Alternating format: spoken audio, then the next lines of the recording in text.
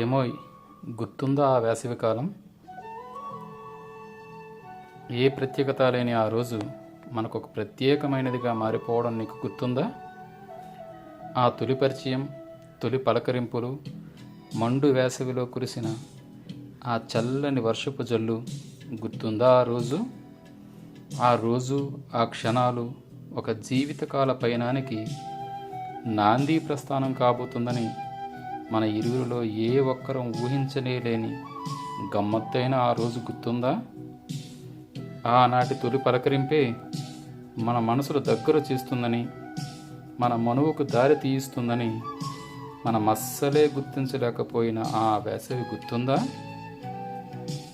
మన పరిచయం కోసమే అన్నట్లు తెలిసిన మరో మనిషే లేకుండా నిన్ను నేను, నన్ను నీవు పలకరించుకోక తప్పని అనివార్య పరిస్థితి గుర్తుందా నీకు?